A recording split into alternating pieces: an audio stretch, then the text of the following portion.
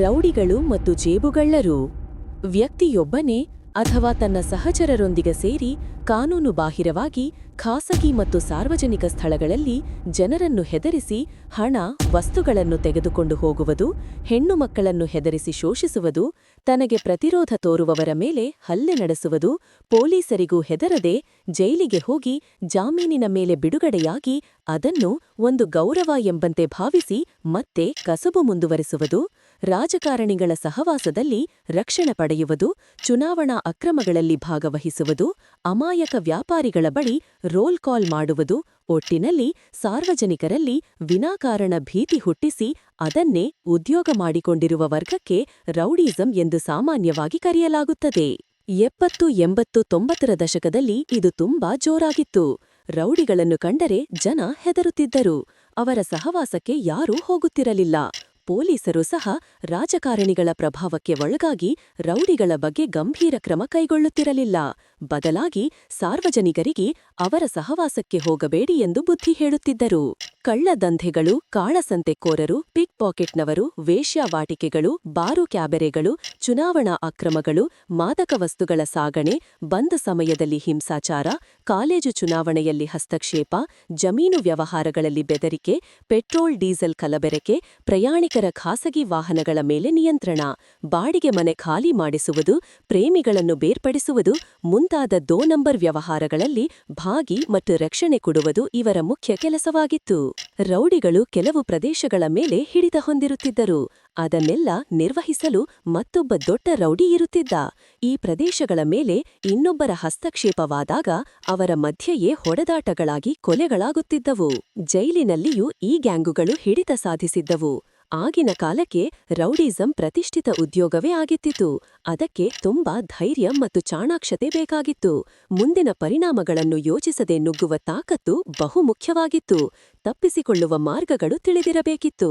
ಕುಟುಂಬದ ಭಾವನಾತ್ಮಕ ಸಂಬಂಧಗಳನ್ನು ಗೆಲ್ಲಬೇಕಿತ್ತು. ಈ ರೌಡಿಸಂನಲ್ಲಿ ಬಹುಮುಖ್ಯ ಪಾತ್ರ ವಹಿಸುತ್ತಿದ್ದುದು ವಕೀಲರು. ಪ್ರಖ್ಯಾತ ಕ್ರಿಮಿನಲ್ ವಕೀಲರುಗಳು ಇವರ ಪರವಾಗಿ ಸಮರ್ಥವಾಗಿ ವಾದಿಸಿ ಇವರಿಗೆ ಜಾಮೀನು ಕೊಡಿಸುತ್ತಿದ್ದರು. ಇಲ್ಲಿ ನಾವು ಸಿನಿಮಾಗಳಲ್ಲಿ ನೋಡುವಂತೆ ವಕೀಲರು, ರಾಜಕಾರಣಿಗಳು, ಪೊಲೀಸರು ಮತ್ತು ರೌಡಿಗಳ ಒಂದು ಅನೈತಿಕ ಸಮನ್ವಯವೇ ಈ ರೌಡಿಸಂ. ಇದರಲ್ಲಿ ಹೆಚ್ಚಿನ ಲಾಭ ರಾಜಕಾರಣಿಗಳಿಗೆ ಮತ್ತು ಹೆಚ್ಚಿನ ತೊಂದರೆ ರೌಡಿಗಳಿಗೆ ಆಗುತ್ತಿತ್ತು. ನಾವು ಗಮನಿಸಿದಂತೆ ಅನೇಕ ಯುವಕರು ಇದಕ್ಕೆ ಆಕರ್ಷಿತರಾಗಿ ಇಡೀ ಬದುಕನ್ನೇ ನಾಶ ಮಾಡಿಕೊಂಡರು. ಕೆಲವರು ಕೊಲೆಯಾಗಿ ಹೋದರು. ಎಲ್ಲೋ ಬೆರಳೆಣಿಕೆಯಷ್ಟು ಜನ ರಾಜಕೀಯ ವ್ಯವಹಾರಗಳಲ್ಲಿ ಇದನ್ನು ಉಪಯೋಗಿಸಿಕೊಂಡು ಉದ್ಧಾರವಾದರು. ಕೆಲವರು ನೇರ ಬಡಿದಾಡುವ ರೌಡಿಗಳಾದರೆ, ಕೆಲವರು ಹುಡುಗರನ್ನು ಜೊತೆಯಲ್ಲಿ ಇಟ್ಟುಕೊಂಡು ಜನರನ್ನು ಬೆದರಿಸಿ ಹವಾ ಎಬ್ಬಿಸುವ ರೌಡಿಗಳು, ಹಲವರು ದೊಡ್ಡ ರೌಡಿಗಳ ಹೆಸರೇಳಿ ತಾವೂ ಸಹ ರೌಡಿಗಳೆಂದು ಬಿಂಬಿಸುವ ಮರಿ ರೌಡಿಗಳು. ಹಾಗೆಂದು ಆಗ ಕಾನೂನು ವ್ಯವಸ್ಥೆಯೇ ಇರಲಿಲ್ಲ. ಪೊಲೀಸರು ರೌಡಿಗಳಿಗೆ ಶರಣಾಗಿದ್ದರು ಎಂದಲ್ಲ. ಆಗಲೂ ಕೆಲವು ದಕ್ಷ ಮತ್ತು ಕಠಿಣ ಅಧಿಕಾರಿಗಳು ರೌಡಿಗಳ ಎದೆ ನಡುಗಿಸಿದ್ದರು. ಆದರೂ ರೌಡಿಸಂ ತುಂಬಾ ಆಕ್ಟಿವ್ ಆಗಿತ್ತು. ಆದರೆ ಈಗ ಖಂಡಿತ ರೌಡಿಸಂ ಬಹಳ ಕಡಿಮೆಯಾಗಿದೆ. ಮೊದಲಿನಂತೆ ಸಾಮಾನ್ಯರ ಮೇಲೆ ರೌಡಿಗಳು ದೌರ್ಜನ್ಯ ಮಾಡುವುದು ತುಂಬಾ ಅಪರೂಪ. ಪೊಲೀಸ್ ವ್ಯವಸ್ಥೆಯ ಸುಧಾರಣೆ, ಮಾಧ್ಯಮಗಳ ಬೆಳವಣಿಗೆ, ಸಂಪರ್ಕ ಕ್ರಾಂತಿ, ಆರ್ಥಿಕ ಮೂಲಗಳ ಬದಲಾವಣೆ, ನ್ಯಾಯಾಲಯಗಳ ಹೆಚ್ಚಿನ ಜವಾಬ್ದಾರಿ ಮತ್ತು ಜನರ ಜಾಗೃತಿ ಈಗ ರೌಡಿಸಂ ಕಡಿಮೆಯಾಗಲು ಕಾರಣವಾಗಿದೆ. ಇದೇ ಸಮಯದಲ್ಲಿ ಪರೋಕ್ಷವಾಗಿ ರಾಜಕಾರಣಿಗಳು ಮತ್ತು ಅಧಿಕಾರಿಗಳು ಬೇರೆ ರೀತಿಯ ರೌಡಿಸಂ ಅನ್ನು ಸಾರ್ವಜನಿಕರ ಮೇಲೆ ಮಾಡುತ್ತಾರೆ. ಜನರಲ್ಲಿ ಒಂದು ರೀತಿಯ ಭಯ ಹುಟ್ಟಿಸಿ ತಾವು ಹಣ, ಅಧಿಕಾರ ಪಡೆಯುತ್ತಾರೆ. ಧಾರ್ಮಿಕ ನಾಯಕರು, ಜ್ಯೋತಿಷಿಗಳು, ಮಾಧ್ಯಮದವರು, ಶಿಕ್ಷಣ ಸಂಸ್ಥೆಗಳು, ಆರೋಗ್ಯ ಕೇಂದ್ರಗಳು ಮುಂತಾದವೂ ಸಹ ಪರೋಕ್ಷವಾಗಿ ಜನರಲ್ಲಿ ಭಯ ಹುಟ್ಟಿಸಿ ಅದರ ಲಾಭ ಪಡೆಯುತ್ತಾರೆ. ಹೀಗೆ ರೌಡಿಸಂ ಆಗಲೂ ಈಗಲೂ ಚಾಲ್ತಿಯಲ್ಲಿದೆ. ರೂಪ ಮಾತ್ರ ಬೇರೆ. ಜನ ಜಾಗೃತರಾದಾಗ ಇದು ಕಡಿಮೆಯಾಗುತ್ತದೆ. ಜೇಬುಗಳ್ಳರು, ಪಿಕ್ ಪಾಕೆಟರ್ಸ್, ಸರಗಳ್ಳರು, ಮನೆ ಕಳ್ಳರು, ಅಂಗಡಿಗಳಲ್ಲಿ ಕಳ್ಳತನ ಮಾಡುವವರು, ಮೊಬೈಲ್ ಪರ್ಸ್ ಕಳ್ಳರು, ಕತ್ತಲಿನಲ್ಲಿ ಒಂಟಿ ಜನರನ್ನು ಬೆದರಿಸಿ ದೋಚುವವರು, ಬಸ್ ನಿಲ್ದಾಣದ ಕಳ್ಳರು ಮುಂತಾದ ಸಣ್ಣಪುಟ್ಟ ಹೊಟ್ಟೆಪಾಡಿಗಾಗಿ ಮಾಡುವ ಒಂದು ಸಮೂಹದ ಬಗ್ಗೆ. ಗ್ಯಾಂಗ್ ಕಟ್ಟಿಕೊಂಡು ವಕೀಲರನ್ನು ಇಟ್ಟುಕೊಂಡು ಕಳ್ಳತನ, ದರೋಡೆ, ವಂಚನೆ ಮಾಡುವರಿಗೆ ಮತ್ತು ದೈಹಿಕ ಹಲ್ಲೆ ಮಾಡುವರಿಗೆ ಇದು ಅನ್ವಯವಾಗುವುದಿಲ್ಲ. ಈ ಜನ ಬಹುತೇಕ ಕಡುಬಡವರೇ ಆಗಿರುತ್ತಾರೆ. ಚಿಕ್ಕ ವಯಸ್ಸು ಮತ್ತು ಪ್ರೌಢಾವಸ್ಥೆಯಲ್ಲಿ ಬೇರೆ ಬೇರೆ ಕಾರಣಗಳಿಗಾಗಿ ಶಾಲೆಗೆ ಹೋಗದೆ ದಾರಿ ತಪ್ಪಿದ ಹುಡುಗರೇ ಇರುತ್ತಾರೆ.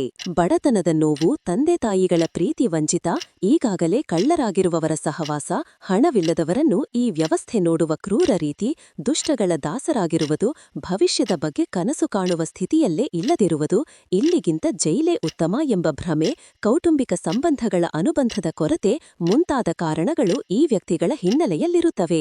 ಗಂಡಸರೇ ಇದರಲ್ಲಿ ಹೆಚ್ಚಾಗಿದ್ದರೂ ಇತ್ತೀಚೆಗೆ ಹೆಣ್ಣು ಮಕ್ಕಳು ಸಹ ತೊಡಗಿಕೊಳ್ಳುತ್ತಿರುವುದು ಕಂಡುಬರುತ್ತಿದೆ.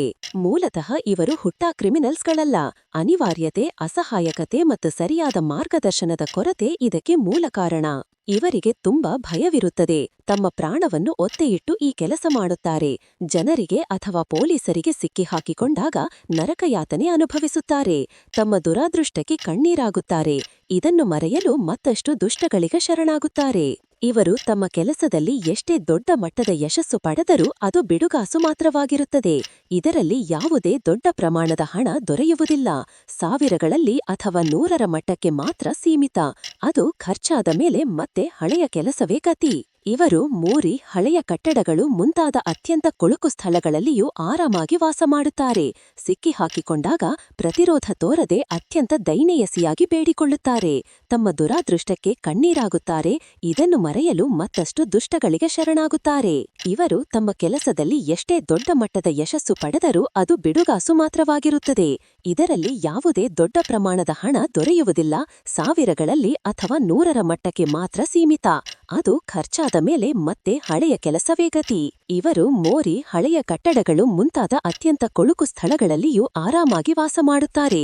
ಸಿಕ್ಕಿಹಾಕಿಕೊಂಡಾಗ ಪ್ರತಿರೋಧ ತೋರದೆ ಅತ್ಯಂತ ದೈನೇಯಸಿಯಾಗಿ ಬೇಡಿಕೊಳ್ಳುತ್ತಾರೆ. ಜೈಲಿಗೆ ಏನಾದರೂ ಹೋದರೆ ಅಲ್ಲಿ ಉತ್ತಮ ಸ್ಥಿತಿಯಲ್ಲಿರುವ ಖೈದಿಗಳಿಗೆ ಆಳುಗಳಾಗಿ ಸೇವೆ ಮಾಡುತ್ತಾರೆ. ಜಾಮೀನು ಸಿಗುವ ಕೇಸ್ ಆಗಿದ್ದರೂ ವಕೀಲರನ್ನು ನೇಮಿಸಿಕೊಳ್ಳುವ ರೀತಿ ಮತ್ತು ತಿಳಿವಳಿಕೆ ಇಲ್ಲದೆ ಬಹಳ ಕಾಲ ಜೈಲಿನಲ್ಲಿಯೇ ಕಳೆಯುತ್ತಾರೆ. ಅದೃಷ್ಟವಿದ್ದರೆ ಯಾರಾದರೂ ರೌಡಿ ಇವರಿಗೆ ಜಾಮೀನು ಕೊಡಿಸಿ ಅವರ ಅನೈತಿಕ ವ್ಯವಹಾರಕ್ಕೆ ಉಪಯೋಗಿಸಿಕೊಳ್ಳುತ್ತಾನೆ. ಅಪರೂಪದಲ್ಲಿ ಇವರುಗಳು ಮದುವೆ ಸಂಸಾರದ ಬಂಧನಗಳಲ್ಲಿ ಸಿಲುಕಿದರೂ ಅದು ಯಶಸ್ವಿಯಾಗುವುದು ತುಂಬಾ ಕಡಿಮೆ. ನಮ್ಮ ಸಮಾಜದಲ್ಲೂ ಕೂಡ ದೊಡ್ಡ ಮಟ್ಟದ ಕಳ್ಳರು, ದರೋಡೆಕೋರರು, ರೌಡಿಗಳು ಭ್ರಷ್ಟರನ್ನು ನೇರವಾಗಿ ಎದುರಿಸಲು ಭಯಪಡುತ್ತಾರೆ.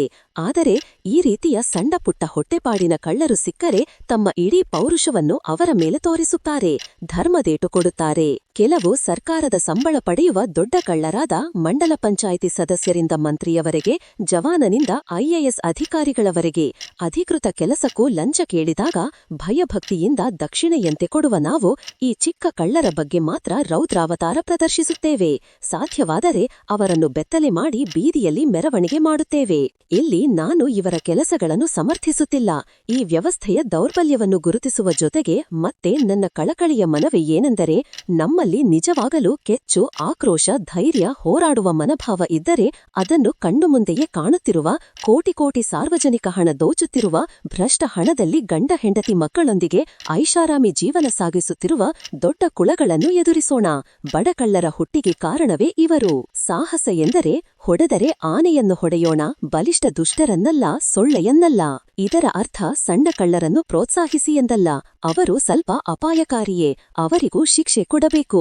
ಆದರೆ ಜೀವಾವಧಿ ಅಥವಾ ಮರಣದಂಡನೆಯಲ್ಲ. ಇಷ್ಟು ಕೇಳಿದಕ್ಕೆ ನೋಡಿದಕ್ಕೆ ವಂದನೆಗಳು. ಸಾಹಿತ್ಯ ವಿವೇಕಾನಂದ ಎಚ್.ಕೆ. ನಿರೂಪಣೆ ಆಲ್ ಇಂಡಿಯಾ ಟಿವಿ.